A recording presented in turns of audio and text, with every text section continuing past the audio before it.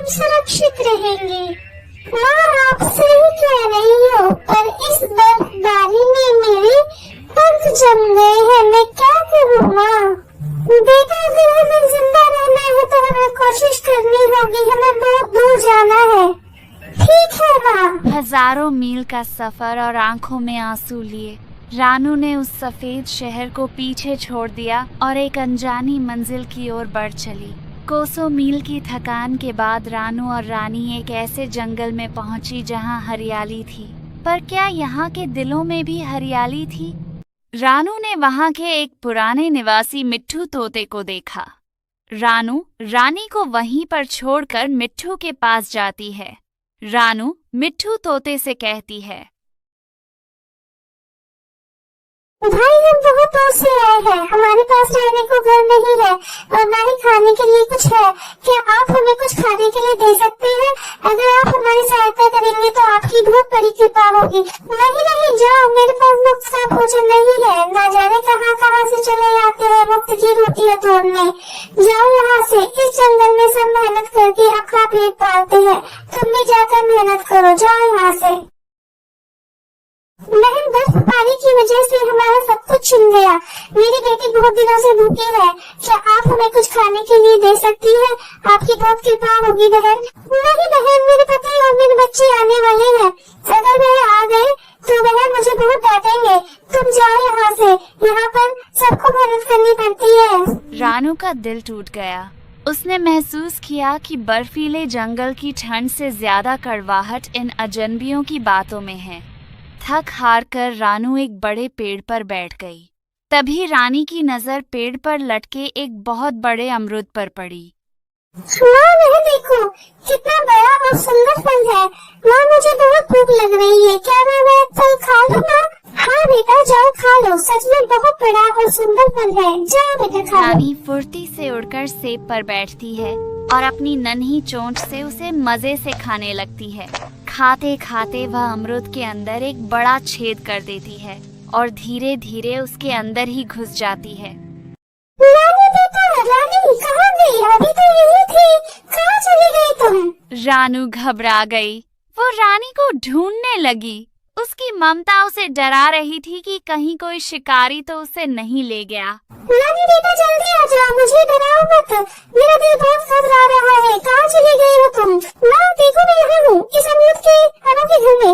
आप यहाँ आ जाओ माँ, यहाँ आपके लिए बहुत सारी जगह है। अरे वाह रानी बेटी, ये तो बड़ा अनोखा घर तुमने बना दिया है, अमरूद का मजेदार घर। हाँ माँ, अब हमें यहाँ भटकने की जरूरत नहीं, हमारा अपना घर है, हम आराम से इस घर में रह सकते हैं। अगली सुबह कालू कौवा और कुकी कोवी की नजर उस अनोखे घर पर पड़ी। उनके मन में लालच का जहर घुलने लगा। एक अजनबी चिड़िया को देखकर वे दोनों जलन से जलने लगते हैं। कुकी कोवी कहती है, देखिए ना कालू जी, वो सुंदर फल मुझे खाना है, पर वो परदेसी चिड़िया और उसकी बेटी उस फल को अपना घर बनाकर बैठे हैं।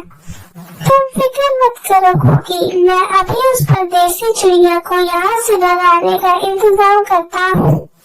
कालू और कुकी ने रानू के घर पर हमला कर दिया।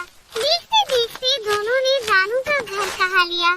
रानू ने हार नहीं मानी, उसने नदी किनारे एक गिरा हुआ नारियल ढूंढा, उसने मेहनत की, उसे साफ किया और उसकी सख्त खोज के अंदर अपना दूसरा आशियाना बनाया।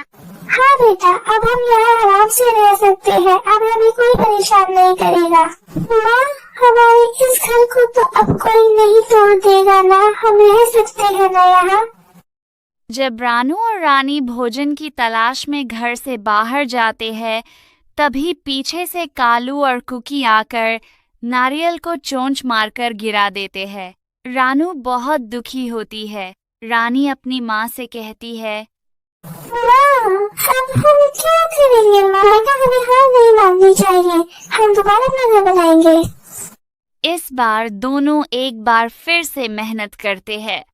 वो दोनों केले के पत्तों को इकट्ठा करके एक मजबूत घर बनाते हैं। इस बार उनका घर बहुत मजबूत होता है।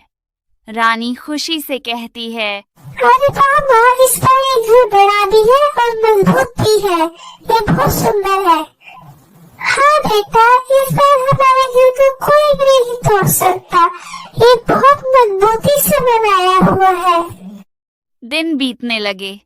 रानू चुपचाप मेहनत करती। उसने दूसरों से उम्मीद करना छोड़ दिया था। आसमान में गहरे काले और मटमैले बादल छा रहे थे। हवाओं का रुख बदल रहा है। बरसों बाद फिर से मौत सफ़ेद चादर उड़कर आ रही है, क्योंकि अब आसमान से कहर बरसने वाला है। आसमान काला पड़ गया और कंकंपाने वाली हवाएं चलने लगी। नए जंगल के लिए ये पहली और भयानक बर्फबारी थी। नहीं, ये नहीं हो सकता। क्या वह तबाही यहाँ भी आ पहुंची? कालू और कुकी का घोंसला बर्फ की एक भारी चट्टान के नीचे दबकर चकनाचूर हो गया। ये क्या कालू जी, हमारा तो घोंसला टूट गया। हम तो ऐसे मर जाएंगे। अब आप क्या करें? क्योंकि अब तो हमें सिर्फ रानू ही बचा सकती है, वही हमारी मदद कर सकती है। रानू का घर मजबूत केले के पत्तों से बना था। वह अभी तक सही सलामत था।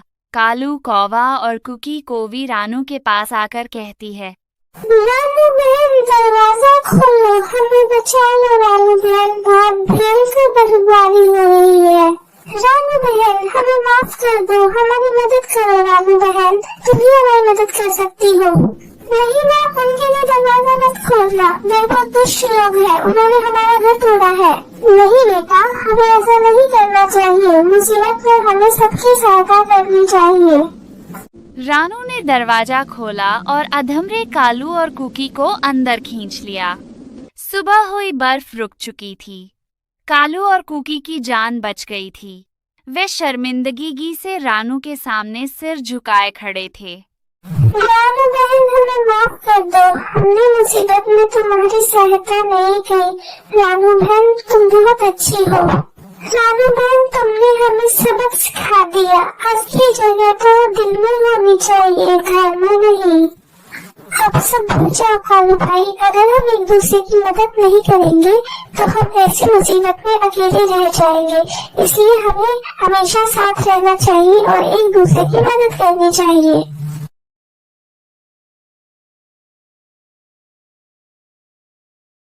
उस दिन के बाद उस जंगल में कभी कोई बेघर नहीं रहा। रानू की ममता ने सिर्फ कालू और कुकी को नहीं, बल्कि पूरे जंगल के दिलों को पिघला दिया था।